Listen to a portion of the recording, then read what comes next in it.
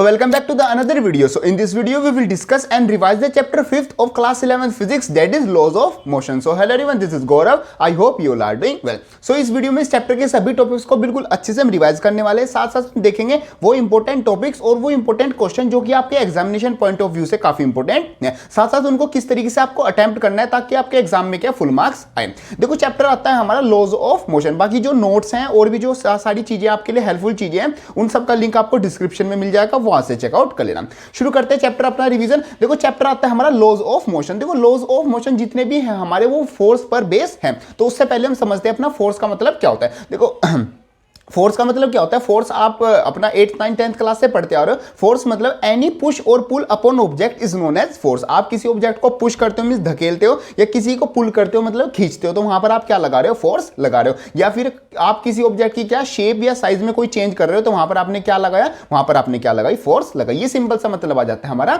Force का। बाकी हम फोर्स को डिनोट करते हैं एफ से, और एफ हमारा किसके इक्वल होता है, एफ इज इक्वल टू हमारा एम ए के इक्वल होता है। इन विच जो एम है वो हमारा मास और जो ए है मतलब हमारा एक्सीलरेशन होता है। और एक्सीलरेशन क्या होता है, एक्सीलरेशन मतलब होता है change in velocity per unit time. ये आ जाता है हमारा रिलेटेड टू फोर्स। देखो नेक्स्ट जो टर्म आती है वो आती है हमारी इनर्शिया। इनर्शिया का मतलब क्या होता है, ये हमारी बॉडी की, हर किसी बॉडी में ये होता है, हमारी बॉडी की क्या होती है, एक प्रॉपर्टी होती है जिससे वो क्या करती है, रेजिस्ट करती है चेंज इन मोशन का। मींस अगर कोई बॉडी रेस्ट में तो वो रेस्ट में ही रहना पसंद करेगी, अगर कोई बॉडी मोशन में है तो वो मोशन में ही रहना पसंद करेगी। अगर उस बॉडी में हम कोई चेंज करते हैं, उसके मतलब कि पोजीशन में चेंज करते हैं, तो उसका क्या अपोज करती है एक चीज जिसको हम बोलते हैं इनर्शिया। अब इनर्शिया हमारे बेसिकली 3 टाइप्स के होते हैं। सबसे पहले आता है हमारा इनर्शिया ऑफ रेस्ट। मींस अगर कोई बॉडी रेस्ट में है तो वो रेस्ट में रहना पसंद करेगी, अगर उसको हम मोशन करा रहे हैं तो वो उसका अपोज करेगी। जैसे फॉर एग्जांपल हम किसी बस में या कार में बैठे हुए हैं, तो हम आराम से बैठे हुए हैं, अगर अचानक से बस चलने लग जाए तो हम हल्का सा क्या हो जाते हैं, पीछे की तरफ हो जाते हैं। मींस यहां पर क्या हुआ, हमारी बॉडी ने अपोज किया है हमारे उसका रेस्ट का, मींस वो बॉडी रेस्ट में ही रहना चाह रही थी। सेकंड टाइप ऑफ इनर्शिया आता है इनर्शिया ऑफ मोशन। मींस हमारी बॉडी अगर मोशन में है तो वो मोशन में ही रहना चाहेगी, वो रेस्ट में जाना नहीं पसंद करेगी, मींस वो चेंज करना नहीं पसंद करेगी। जैसे अगर कोई बस चल रही है तो आप बस में बैठे हो, ऐसे बैठे हो और अपने जो आसपास के नजारे हैं उनको एंजॉय कर रहे हो, गाने सुन रहे हो, चलते जा रहे हो। अब बस वाले ने क्या लगाया, एक अचानक से ब्रेक लगा दी, तो आप क्या हो जाते हैं, एकदम आगे की तरफ हो जाते हो। तो यहां पर आपका बॉडी ने क्या किया, इनर्शिया ऑफ मोशन को एक्टिव कर दिया। थर्ड टाइप ऑफ आता है inertia of direction. Inertia of direction का मतलब है बस वाला अगर लेफ्ट लेता है तो आप राइट की तरफ हो जाते हो, और बस वाला अगर लेफ्ट लेता है तो आप थोड़ा सा क्या राइट की तरफ हो जाते हो। तो ये भी क्या हो रहा है, आपकी बॉडी अपोज कर रही है। ये आ जाता है हमारा सब कुछ इनर्शिया से रिलेटेड। नेक्स्ट आपका आता है लीनियर मोमेंटम। लीनियर मोमेंटम का एक तरह से अगर मोमेंटम वर्ड देखिए तो उसका फिजिकल में हमारा मीनिंग होता है amount of motion of a body. Means अगर कोई बॉडी चल रही है तो वो कितना मोशन कर रही है उसको हम बोलते हैं उसका मोमेंटम, जिसको हम डिनोट करते हैं पी से। और पी की जो वैल्यू आती है वो आती है एम वी, मींस मास और वेलोसिटी का अगर हम प्रोडक्ट कर दे तो हमारे पास क्या आएगा, मोमेंटम आ जाएगा। ये हमारी एक स्केलर क्वांटिटी होती है जिसकी जो यूनिट होती है वो किलोग्राम मीटर पर सेकंड हमारी होती है। साथ साथ जो उसका डायमेंशन फार्मूला होता है वो होता है हमारा ml_1 हमारा डायमेंशन फार्मूला होता है। आगे बात करते हैं न्यूटन्स लॉ ऑफ मोशन। देखो बेसिकली न्यूटन्स के हमारे 3 लॉज ऑफ मोशन है, जो आप पहले से पढ़ते आ रहे हो वही सेम हमारे लॉज आते हैं। फर्स्ट लॉ हमारा क्या कहता है, वो कहता है कि if a body is in rest it will remain in rest, और if a body is in motion it will remain in motion until और unless an external force is applied on means अगर कोई body rest में तो वो rest में रहेगी, अगर कोई बॉडी मोशन में तो वो मोशन में ही रहेगी। कब तक, जब तक उस पर हम क्या कोई एक्सटर्नल फोर्स ना लगाए। तो ये आ जाता है हमारा Newton first law of motion. Second हमारा क्या आता है, सेकंड भी बिल्कुल फर्स्ट से रिलेटेड होता है। इसमें क्या आता है, change in momentum is directly proportional to the external force applied. Means अगर किसी बॉडी में किसी मोशन में कोई चेंज आ रहा है, उसके मोमेंटम में कोई चेंज आ रहा है, इसका वो किस चीज पर डिपेंड करता है, जो हमने एक्सटर्नल फोर्स लगाई है उस पर डिपेंड करता है। Means F is directly proportional to dp by dt, ये हमारा आता है। आगे बात करते हैं थर्ड की। थर्ड हमारा आता है every action have a equal and opposite reaction. ये आ जाता है हमारा न्यूटन्स के 3 लॉ ऑफ मोशन। बाकी इनके एग्जांपल भी सब कुछ बारी बारी चीजें करके हम देखेंगे। कुछ हम डेफिनेशन देखते हैं। जैसे हमारे पास फोर्स की जो यूनिट होती है वो होती है हमारी न्यूटन। अगर हम 1 न्यूटन की डेफिनेशन बनाएंगे तो वहां पर हमारा क्या आ जाएगा, when a body of mass 1 kg produces a acceleration of 1 meter per second square then the force is known as 1 newton। और इसी तरीके से हम 1 डाइन की डेफिनेशन बना सकते हैं। इसको डाइन में जो हमारा kg है उसको हम ग्राम में कन्वर्ट कर देंगे, और जो हमारा मीटर पर सेकंड स्क्वायर है उसको सेंटीमीटर पर सेकंड स्क्वायर की जगह लिख देंगे। मींस डाइन क्या होती है, हमारी सीजीएस यूनिट होती है न्यूटन की। आगे बात करते हैं 1 kg वेट की यूनिट मतलब डेफिनेशन क्या होती है। तो ये होता है 1 kg weight is equal to the force which produces a acceleration of 9.8 metre per second square in the body of mass 1 kg। इस तरीके से आ जाती है 1 हमारी 1 kg की वेट। ऐसी 1 ग्राम की हम वेट की डेफिनेशन दे सकते हैं। हम वहां पर क्या कर देंगे, जहां पर मीटर है वहां पर सेंटीमीटर लिख देंगे और जहां पर किलोग्राम था वहां पर हम ग्राम लिख देंगे। आगे बात करते हैं इनर्शियल मास। इनर्शियल मास का मतलब क्या होता है? Mass of the body as the force required to produce a unit acceleration. Means हमारी बॉडी का कितना मास होना चाहिए ताकि उसमें हम क्या है वन यूनिट एक्सीलरेशन हम उसमें क्या प्रोड्यूस कर सके। तो वो जो मास होता है उसको हम बोलते हैं इनर्शियल मास। ये सब आ जाती है हमारी कुछ छोटी छोटी सी टर्म्स। आगे बात करते हैं एक इंपॉर्टेंट टॉपिक की, जो कि आता है हमारा इंपल्स। देखो इंपल्स भी आपका एक फोर्स होता है, बट वो क्या होता है, शॉर्ट टाइम के लिए हमारा फोर्स होता है। फॉर एग्जांपल मैं किसी जगह पर पंच करता हूं या फिर कोई मेरी चीज ऊपर आके गिरती है या फिर मैं किसी चीज को हिट करता हूं बहुत तेज, तो एक छोटे से टाइम के लिए जो फोर्स लगता है उसको हम बोलते हैं impulse. Means when a force acts on a body for a very short interval of time it is known as impulse, जिसको डिनोट करते हैं हम जे से, और जे की वैल्यू होती है J is equal to F cross T हमारा आता है। और ये हमारी क्या होती है, एक वेक्टर क्वांटिटी होती है। और इंपल्स को हम इस तरीके से भी निकाल सकते हैं कि जो हमारा चेंज इन मोमेंटम हुआ है, अगर हम फाइनल मोमेंटम में से इनिशियल मोमेंटम माइनस कर दे तो हमारे पास क्या आ जाएगा, इंपल्स की वैल्यू आ जाएगी।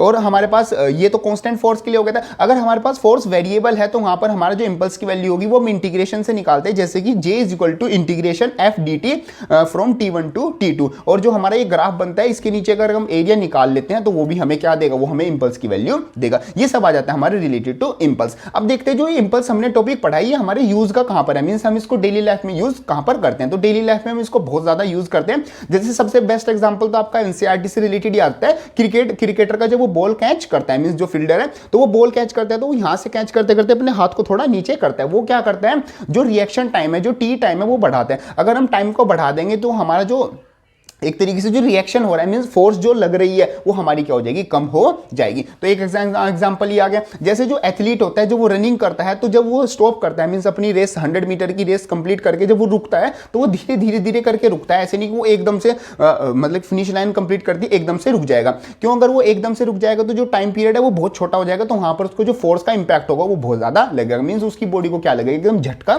लगेगा। आगे बात करते हैं glasses are wrapped in paper. Glass को जब भी हम शिप करते हैं एक जगह से दूसरी जगह, जो भी ऐसी चीजें होती हैं जो टूटने का खतरा होता है उसको क्या अच्छे से पैक करके रखते हैं, ताकि जो उस पर फोर्स लगेगा उसका इंपैक्ट टाइम हमारा बढ़ जाए। तो इंपैक्ट टाइम बढ़ जाएगा तो फोर्स की वैल्यू क्या हो जाएगी, वहां पर कम हो जाएगी। ऐसी गाड़ी में शॉकर्स प्रोवाइड होते हैं, तो गाड़ी में अगर कुछ भी हिल रहा है, मतलब कुछ भी मोशन हो रहा है, तो वो मतलब कि शॉकर क्या कर लेते हैं, उसको एब्जॉर्ब कर लेते हैं, उसका इंपैक्ट टाइम बढ़ा देते हैं। इसी वजह से हमें फोर्स मतलब कि जो झटका है वो कम लगता है। ये सब कुछ आ जाता है हमारा रिलेटेड टू इंपल्स। आगे एक छोटी सी थ्योरम की बात करते हैं जिसको हम बोलते हैं लेमीज थ्योरम। लेमीज थ्योरम का मतलब क्या होता है, अगर एक ऑब्जेक्ट पर हमारी 3 फोर्सेज लग रही है कंटिन्यूसली, मींस लगातार वो 3 फोर्सेज लग रही है, तो उन 3 फोर्सेज का रिलेशन होता है हमारा कि F1 upon sine alpha is equal to F2 upon sine beta is equal to F3 upon sine gamma is equal to हमारा क्या है, कांस्टेंट के इक्वल होता है। और जो हमारा अल्फा बीटा गामा ये हमारे तीनों फोर्सेस के बीच का एंगल होता है। जो अल्फा है वो F2 और F3 के बीच का होगा, जो बीटा है वो F1 और F3 के बीच का होगा, और जो गामा है वो हमारा किसका होगा, F2 और F3 के बीच का,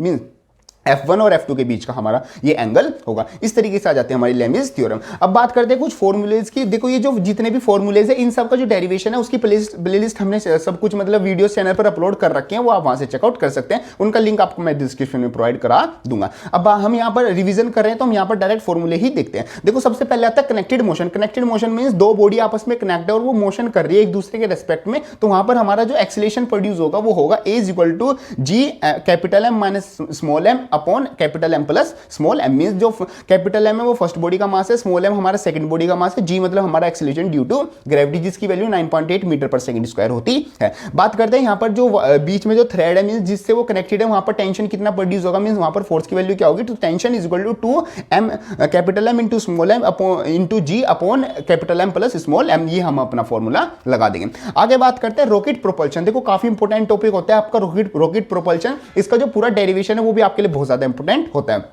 उसकी वीडियो भी आपको आई बटन में मिल जाएगी। आगे बात करते हैं रॉकेट प्रोपल्शन में फॉर्मूले की। तो वहां पर जो वेलोसिटी की वैल्यू होती है v इक्वल टू किसके इक्वल होता है, u log base e m not upon m हमारी वैल्यू होती है। और यहां पर जो थ्रस्ट प्रोड्यूस होता है वो किसके इक्वल होता है, माइनस का u dm बाई dt हमारा इक्वल होता है। dm का मतलब हो गया हमारा चेंज इन मास और dt मतलब टाइम के रिस्पेक्ट में वैल्यू। m नॉट हमारा जो इनिशियल मास था, m मतलब जो हमारा चेंज होता जा रहा है, जो बाद में मास आया। नेक्स्ट आती है हमारी बर्न आउट स्पीड। मींस जो बर्न आउट स्पीड है, जो आग निकली है उससे हमारी कितनी स्पीड होती है, तो वो होती है vb is equal to v nought plus का u log base e m nought upon mc। और जो mc का मतलब है यहां पर वो है हमारा मास ऑफ द कंटेनर, जो कंटेनर का मास आता है। इन सब की वैल्यू रखने के बाद हम सारी जो बर्न आउट स्पीड है वो निकाल सकते हैं। बाकी इसका डेरिवेशन बहुत ज्यादा इंपॉर्टेंट है, तो आप इसको अच्छे से कर लेना। आगे बात करते हैं हॉर्स कार्ट प्रॉब्लम की। मींस आपने देखो ये हमारे एनसीईआरटी में टॉपिक है कि हॉर्स मतलब कार्ट को खींच रहा है तो वो कितनी फोर्स लगा रहा है। तो यहां पर देखो एक तो रिएक्शन फोर्स होती है, रिएक्शन फोर्स के हमारे दो कंपोनेंट होते हैं, एक्स एक्सिस में कोस कंपोनेंट और वाई एक्सिस में साइन कंपोनेंट। तो यहां पर जो एक्सीलरेशन होगा मींस जो कार्ट में हॉर्स कार्ट जो प्रॉब्लम है वहां पर जो एक्सीलरेशन की वैल्यू आती है वो आती है A is equal to R cos theta minus का एफ के अपॉन एम प्लस का कैपिटल एम हमारी वैल्यू आती है। मींस जो हमारी रिएक्शन फोर्स है उसका कोस कंपोनेंट लेंगे और एफ के मींस जो हमारा फ्रिक्शन है उसकी वैल्यू उस वो माइनस कर देंगे और डिवाइड कर देंगे अपना टोटल मास मींस जो हॉर्स का और जो कार्ट का मास है उससे डिवाइड कर देंगे तो हमारे पास एक्सीलरेशन की वैल्यू आ जाएगी। आगे बात करते हैं फ्रिक्शन की। देखो फ्रिक्शन का सिंपल मतलब क्या होता है, फ्रिक्शन क्या होता है, एक अपोजिंग फोर्स होता है। और मतलब कि जब भी हम किसी बॉडी पर फोर्स लगा रहे होते हैं तो एक तरीके से अगर उस बॉडी को मतलब ये फॉर एग्जांपल ये हमारी बॉडी है, इस बॉडी पर मैं फोर्स लगा रहा हूं तो जो मैं इस पर नेट फोर्स लगा रहा हूं वो दो काम करने में यूज होता है। एक तो जो उसका फोर्स है मतलब फ्रिक्शन फोर्स है उसको ओवरकम करने में यूज होगा, दूसरा इसका मोशन कराने में यूज होगा। तो जो नेट फोर्स होता है वो हमारा फोर्स अप्लाइड माइनस का हमारा फ्रिक्शन फोर्स के इक्वल होता है। और जो फ्रिक्शन फोर्स होता है वो किसके इक्वल होता है, न्यू आर के इक्वल होता है। आर मतलब हमारा रिएक्शन हो गई, रिएक्शन फोर्स हो गया, और न्यू मतलब होता है हमारा coefficient of limiting friction. Means हर एक ऑब्जेक्ट की जब वो सरफेस पर रखा होता है उसकी कुछ ना कुछ लिमिटिंग वैल्यू होती है, कुछ ना कुछ उसमें फोर्स फ्रिक्शन फोर्स होता है वो एक फिक्स वैल्यू होती है। तो अगर हमें एफ नेट निकालना है कि हमने मतलब कि कितना फोर्स लगाया, जिसकी जो हमने टोटल फोर्स लगाया तो वो किसके इक्वल होता है, एफ अप्लाइड माइनस का हमारा न्यू आर के इक्वल होता है। बाकी जो फ्रिक्शन के बारे में सब कुछ है वो हम नेक्स्ट टॉपिक में पढ़ेंगे कि फ्रिक्शन किस किस टाइप के होते हैं, इसका ग्राफ किस तरीके से आता है, वो सब हम वहां से चेकआउट करेंगे क्योंकि काफी इंपॉर्टेंट है हमारा टॉपिक है। आगे बात करते हैं एंगल ऑफ फ्रिक्शन जो कि किसके इक्वल होता है, tan theta equal to mu s के इक्वल होता है। Angle of repose, angle of repose का मतलब क्या होता है, जैसे हमारे पास कोई इंक्लाइन सरफेस है, मान लो ये इंक्लाइन सरफेस होगी और ये हमारे पास क्या होगा, ये हॉरिजॉन्टल सरफेस हो गया इसके नीचे, ठीक है। तो इसने हॉरिजॉन्टल सरफेस ने और ये जो इंक्लाइन प्लेन है ऐसे इन दोनों के बीच में कितने का एंगल बनता है उसको हम बोलते हैं एंगल ऑफ रिपोज। जहां पर ये क्या है, ऑब्जेक्ट स्लाइड करना स्टार्ट कर देता है तो वो होता है tan theta equal to mu s के इक्वल हमारा होता है। मींस एंगल ऑफ फ्रिक्शन और एंगल ऑफ रिपोज हमारे दोनों इक्वल होते हैं। इनका जो डेरिवेशन है छोटा छोटा सा डेरिवेशन है वो भी काफी इंपॉर्टेंट होता है। आगे बात करते हैं work done in moving a body up and incline plane. Means एक इंक्लाइन प्लेन है, इस पर हमें किसी बॉडी को ऊपर लेके जाना है तो वहां पर हमें कितना काम करना पड़ता है, वो करता है W equal to mgs sine theta plus का न्यू कोस थीटा हमारी वैल्यू आती है। इनमें जो देखो साइन थीटा हो गया हमारा वो साइन वाला कंपोनेंट हो गया, कोस थीटा हमारा एक्स एक्सिस वाला कंपोनेंट, और न्यू हमारा क्या हो गया, कांस्टेंट हो गया एक तरीके से coefficient of limiting friction. m मतलब मास बॉडी का, g मतलब एक्सीलरेशन ड्यू टू ग्रेविटी, और s मतलब हमने कितनी डिस्प्लेसमेंट करनी है। अब बात करते हैं इन डाउनवर्ड, अगर हमें डाउनवर्ड लेके आना है उसको तो कितना काम करना पड़ेगा, वहां पर हम क्या करेंगे, अब हम क्या करेंगे यहाँ पर प्लस की जगह नेगेटिव आ जाएगा, और अब पहले हम क्या कर रहे थे दोनों को प्लस कर रहे थे, अब यहाँ पर कोस में से साइन वाला फैक्टर माइनस हो जाएगा जो कि वैल्यू आएगी W equal to mgs equal to mu cos theta minus का साइन थीटा वैल्यू आएगी। आगे बात करते हैं नेक्स्ट फॉर्मूला जो कि आता है acceleration in a block placed in a incline plane. तो इंक्लाइन प्लेन पर अगर मैं किसी ऑब्जेक्ट को रख देता हूं तो यहां पर ये ऑब्जेक्ट खुद नीचे आ जाएगा, तो इसमें कितना एक्सीलरेशन प्रोड्यूस होता है तो उसकी वैल्यू होती है a is equal to g sin theta minus का न्यू कोस थीटा हमारी वैल्यू होती है। साइन और कोस हमारे क्या हो गए, कंपोनेंट हो गए, एक्स एक्सिस और वाई एक्सिस के, न्यू हमारा क्या होगा, कोफिशिएंट और लिमिटिंग फ्रिक्शन हो गया। अब देखो फ्रिक्शन फ्रिक्शन फ्रिक्शन में काफी बार वर्ड बोल चुके हैं हम, काफी बार आप सुन सुन के भी बोर ना हो गए हो। अब हम इसको एक बार फ्रिक्शन को ही खत्म कर लेते हैं बिल्कुल अच्छे से टॉपिक को। अब हमारा नया टॉपिक, एक सेकेंड,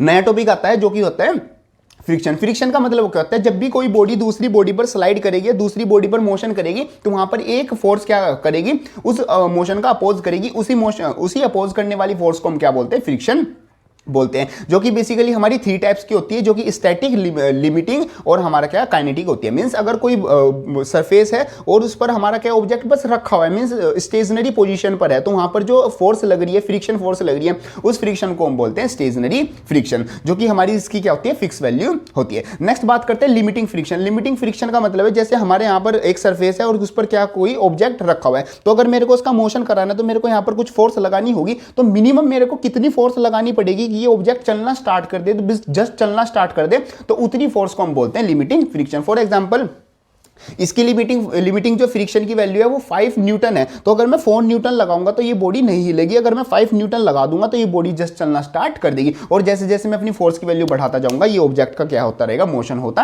रहेगा। मतलब ये आ गया हमारा लिमिटिंग फ्रिक्शन। नेक्स्ट आता है हमारा काइनेटिक और या फिर बोल सकते हैं डायनेमिक फ्रिक्शन। डायनेमिक फ्रिक्शन का मतलब क्या है, जब बॉडी चलना स्टार्ट कर देगी तो वहां पर जो फ्रिक्शन की वैल्यू मतलब कि कम टू प्ले हो जाएगी, उसको हम बोलते हैं काइनेटिक फ्रिक्शन, जो कि 2 टाइप का होता है, एक तो स्लाइडिंग और एक रोलिंग। स्लाइडिंग का मतलब होता है जब बॉडी एक बॉडी पर स्लाइड करेगी। रोलिंग का मतलब होता है जब एक बॉडी क्या है दूसरी बॉडी पर रोल करेगी, तो उसको हम बोलते हैं रोलिंग फ्रिक्शन। और यहाँ पर जो रोलिंग फ्रिक्शन होता है उसकी सबसे कम वैल्यू होती है, मींस वो सबसे कम फ्रिक्शन प्रोड्यूस करता है, इसलिए हम जो टायर्स हैं और जो सारी चीजें मतलब मोशन कराने के लिए हम रोलिंग फ्रिक्शन का यूज करते हैं। अब बात करते हैं, हमारे पास यहाँ पर ग्राफ आता है। देखो ग्राफ ध्यान से समझना, ये बहुत ज्यादा इंपॉर्टेंट है। और इसी तरीके से हमारा स्ट्रेस स्ट्रेन का ग्राफ भी आता है नेक्स्ट चैप्टर में, आगे जो चैप्टर्स में आएगा वो भी इसी तरीके से होता है। देखो यहाँ पर जो ग्राफ है वो फ्रिक्शन और फोर्स अप्लाइड के बीच में है। सबसे पहले OA से अगर आप तक का देखो तो ये यूनिफॉर्म चल रहा है, मींस जैसे जैसे आप फोर्स बढ़ा रहे हो ऐसे ऐसे हमारी एक तरीके से फ्रिक्शन की वैल्यू भी बढ़ रही है। मींस यहाँ पर मान लो ये ऑब्जेक्ट रखा हुआ था, तो अगर मैं इस पे फोर्स लगा रहा हूं तो ये हिल नहीं रहा है। क्यों? क्योंकि इसकी क्या है, एक जो स्टैटिक फ्रिक्शन है उसकी वैल्यू मान लो 5 एम्पियर कह रहा हूं, तो करंट आ गया 5 न्यूटन है। तो मैं यहां पर अगर 3 न्यूटन फोर्स लगा रहा हूं तो इसकी जो लिमिटिंग फ्रिक्शन होगा वो 3 एम्पियर का ही एम्पियर क्यों बोल रहा हूं, 3 न्यूटन का ही हमारा क्या करेगा, मतलब रिएक्ट करेगा। इसकी मैक्सिमम वैल्यू कितनी है 5। तो जब तक मैं इस पर 5 न्यूटन फोर्स नहीं लगा दूंगा ये बॉडी चलना स्टार्ट नहीं करेगी। तो OA से लेकर मेरा कौन सा फ्रिक्शन काम कर रहा है, स्टैटिक फ्रिक्शन काम कर रहे हैं। लेकिन आप जस्ट A पॉइंट पर देखो, A पॉइंट पर हमारे वहां पर क्या हो गया, जो फ्रिक्शन की वैल्यू वो हल्की सी कम होगी। मींस यहां पर क्या होगा, जैसे ही मैंने 5 एम्पियर फोर्स फिर एम्पियर जैसे मैंने 5 न्यूटन फोर्स लगाई तो ये बॉडी क्या होगी, चलना स्टार्ट हो गई। मींस यहां पर क्या होगा, जो लिमिटिंग फ्रिक्शन की वैल्यू है वो अटेन हो गई। फिर आगे बात करते हैं B से लेके C तक। B से लेके C तक हमारा क्या हो रहा है, बॉडी अपना मोशन में चली गई है और मोशन में जाती है वहां पर कौन सा फ्रिक्शन आ जाएगा, वहां पर आ जाएगा हमारा काइनेटिक फ्रिक्शन। ये सब आ जाता है हमारा फ्रिक्शन से रिलेटेड। नेक्स्ट बात करते हैं लॉज ऑफ लिमिटिंग फ्रिक्शन। तो लिमिटिंग फ्रिक्शन के कुछ लॉज आते हैं, जैसे कि the direction of the force of limiting friction is always oppose of the motion. Means जिस तरह मोशन हो रहा है फ्रिक्शन हमारा उसके अपोजिट में होगा। The limiting friction acts tangentially to the two surfaces. जो दो सरफेसेस हैं उनके टेंजेंशियली हमारी क्या लगती है, जो फ्रिक्शन लिमिटिंग फ्रिक्शन की वैल्यू है वो लगती है। Magnitude of limiting friction is directly proportional to normal reaction. Means जो भी फॉर एग्जांपल मेरे पास ये वाली बॉडी है, तो ये बॉडी मतलब कि इस पर रखी हुई है, तो जो उसका नॉर्मल वेक्टर होगा मींस नॉर्मल रिएक्शन होगा उसके हमारे क्या होगी, डायरेक्टली प्रोपोर्शनल होगी लिमिटिंग फोर्स की हमारी फ्रिक्शन की वैल्यू। आगे बात करते हैं, फ्रिक्शन जो है वो हमारे लिए नेसेसरी एविल होता है, मींस हमारे एडवांटेज भी होते हैं डिसएडवांटेज भी। जैसे एडवांटेज में हम चल जो पा रहे हैं वो फ्रिक्शन की वजह से चल पा रहे हैं, या फिर हम कुछ भी मतलब कि किसी बॉडी को एक दूसरी बॉडी पर रख सकते हैं तो वो फ्रिक्शन की वजह से ही रख सकते हैं, या फिर हम किसी बॉडी को क्लीन कर रहे हैं तो वो फ्रिक्शन की वजह से ही क्लीन कर पा रहे हैं, वरना हम किसी ये काम नहीं कर पाते। डिसएडवांटेजेस क्या है, डिसएडवांटेजेस सबसे पहले तो वियर टियर मींस मतलब कि चीजें घिसती रहती हैं, जैसे टायर घिसते रहते हैं, मशीन के जो पार्ट्स हैं मूविंग पार्ट्स है वो भी घिसते रहते हैं, किसकी वजह से, फ्रिक्शन की वजह से। ऐसे ही हमें अगर कोई काम करना है तो लगातार फोर्स लगाना पड़ेगा, तो ये भी किसकी वजह से, फ्रिक्शन की वजह से, मींस एनर्जी की वेस्टेज हो रही है। ये सब आ जाती है हमारी एडवांटेजेस और डिसएडवांटेजेस। अब बात करते हैं अगर हमें फ्रिक्शन को बढ़ाना है तो हम क्या कर सकते हैं, वहां पर हम क्या करते हैं, रफ सरफेस ज्यादा कर सकते हैं। मतलब रफ सरफेस का मतलब है वहां पर हम सैंड लगा दें, मींस कोई पॉलिश सरफेस है तो अगर वहां पर सैंड लगा देंगे तो फ्रिक्शन बढ़ जाएगा। या फिर जैसे जो टायर्स होते हैं उनके बीच में हम क्या बना देते हैं, थ्रेडिंग बना देते हैं, मींस ये कटआउट्स बना देते हैं ताकि फ्रिक्शन की वैल्यू बढ़ जाए। और अगर हमें फ्रिक्शन कम करना है तो हमें सरफेस को क्या करना होगा, स्मूथ करना होगा। लाइक जैसे हम पॉलिश कर सकते हैं, लुब्रिकेंट यूज कर सकते हैं, या फिर हम जो अपनी बॉल बेरिंग्स होती हैं, जो रोलिंग फ्रिक्शन है उसकी सबसे लेस वैल्यू थी ना, तो बॉल बेरिंग हम यूज कर सकते हैं। ये सब कुछ आ जाता है हमारा रिलेटेड टू फ्रिक्शन। आगे बात करते हैं सेंटीपिटल फोर्स। सेंटीपिटल फोर्स का मतलब होता है जब भी बॉडी को कोई क्या करेगी, सर्कुलर मोशन करेगी, तो वहां पर एक परपेंडिकुलर जो सेंटर है और जो बॉडी है उन दोनों के बीच का जो परपेंडिकुलर होगा, मींस जो रेडियस है वहां पर परपेंडिकुलरली एक फोर्स लगती है जिसको हम बोलते हैं सेंटीपिटल फोर्स, जिसकी डायरेक्शन क्या है, बाहर की तरफ होती है। मींस अगर आप देखो किसी थ्रेड में आप पत्थर को बांधो और घुमाओ तो वो पत्थर क्या बाहर जाने की कोशिश करता है, तो वो जो बाहर जो फोर्स लेके जा रहा है उसको हम बोलते हैं सेंटीपिटल फोर्स, जिसकी जो वैल्यू होती है F = mv² हमारी वैल्यू होती है। m मास, v हमारी उसकी स्पीड, r मतलब हमारी जो रेडियस है वो। आगे बात करते हैं बेंडिंग ऑफ साइकिलिस्ट। मींस जब साइकिलिस्ट कोई टर्न लेता है तो वो हल्का सा अपने आप को बॉडी को बेंड करता है एक सेफ टर्न लेने के लिए, तो उसका जो एंगल होता है वो होता है tan θ = v²/rg। v² उसकी स्पीड होगी, r मतलब जो उसने टर्न लिया है उसकी एक रेडियस, और g मतलब एक्सीलरेशन ड्यू टू ग्रेविटी। एक सेफ टर्न लेने के लिए उसको इतने एंगल पर बेंड होना पड़ेगा। बाकी इसका जो डेरिवेशन है वो भी काफी इंपॉर्टेंट होता है। आगे बात करते हैं बैंकिंग ऑफ रोड। तो बैंकिंग ऑफ रोड का मतलब क्या होता है, The coefficient of the friction changes with conditions so to provide the centripetal force we raise the outer edge of the road। Means जैसे जो रोड है वो बिल्कुल सीधा नहीं होता, जो उसकी आउटर वाली एज होती है उसको हल्का सा ऊंचा कर दिया जाता है, और जो इनर वाली एज है, जैसे मान लो ये इनर है ये आउटर है, तो जो आउटर वाली एज है उसको हल्का सा ऊंचा किया जाता है ताकि बॉडी को क्या सेंट्रीपिटल फोर्स प्रोवाइड हो सके और वो एक अच्छी तरीके से मोशन कर सके। उसको हम बोलते हैं बैंकिंग ऑफ रोड, जो कि जितनी हाइट उसकी इंक्रीज की जाती है उसकी वैल्यू आती है H = v²b/rg, ये हमारी वैल्यू आती है। वी स्क्वायर मतलब जो वहां पर हमारी स्पीड होगी उसकी ऑब्जेक्ट की वो, और बी मतलब जो रोड की ब्रेथ है वो, आर मतलब जो एक पूरा जो टर्न बनेगा उसकी जो रेडियस आएगी वो, और जी मतलब एक्सीलरेशन ड्यू टू ग्रेविटी। यहां पर वेलोसिटी की वैल्यू भी आती है, मींस एक सेफ वेलोसिटी क्या होगी, अगर हमें एक सेफ टर्न लेना है तो वो आएगी v equal to under root r g tan theta, ये हमारी वैल्यू आएगी।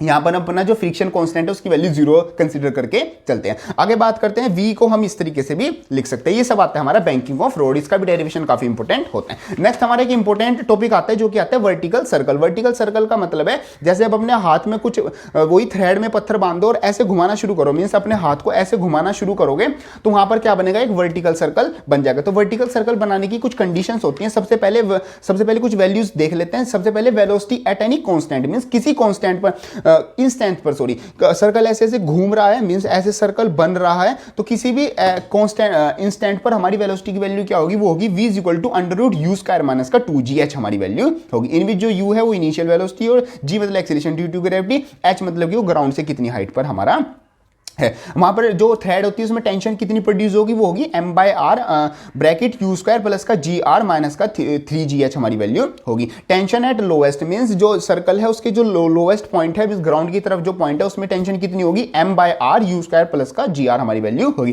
टेंशन एट हाइएस्ट, जो अगर जो हमारा स्टोन है कोई भी पॉइंट है ऑब्जेक्ट है वो अगर हाइएस्ट पॉइंट पर होगा तो वहां पर टेंशन कितना प्रोड्यूस होगा, t is equal to m by r u square minus का 5gr हमारी वैल्यू होगी। ये सब डायरेक्ट वैल्यू रख के आप क्या देखो, ये यहां से क्वेश्चन एग्जामिनेशन में ज्यादा चांसेस होते हैं आने के, तो ये फॉर्मूले आपको अच्छे से पता होना चाहिए। ये अगर आपको फॉर्मूले पता है तो आप क्या डायरेक्ट क्वेश्चन सॉल्व कर लोगे, वरना फिर आप वहां पर डेरिवेशन करने बैठोगे, फॉर्मूला निकालोगे, फिर आप सॉल्व करोगे, आप उससे आपका टाइम वेस्ट होगा। बाकी इसका जो डेरिवेशन है वो भी इंपॉर्टेंट होता है। आगे बात करते हैं, जो डिफरेंस होता है लोएस्ट और हाईएस्ट पॉइंट में वो किसका कितने का होता है, 6 gm का हमारा डिफरेंस होता है, मींस g ग्रेविटी हो गई और m मतलब हमारा मास हो गया बॉडी का। नेक्स्ट आता है minimum velocity for the complete loop. अगर आप मतलब ऐसे घुमा रहे हो तो आपको किसी मिनिमम स्पीड से घुमाना होगा तभी वो कंप्लीट लूप बनेगा, वरना अगर आप घुमाते घुमाते एकदम हाथ छोड़ दो तो वो जो पत्थर है तो आपको लग जाएगा, नीचे लग जाएगा या फिर आपको क्या है वो नीचे गिर जाएगा। तो कंप्लीट लूप बनाने के लिए जो आपकी वेलोसिटी होगी वो कितनी होगी, वो मतलब अंडर रूट 5gr से हमारी क्या होती है, ग्रेटर होनी चाहिए। इसके इक्वल हो सकती है या फिर इससे ज्यादा हम रख सकते हैं।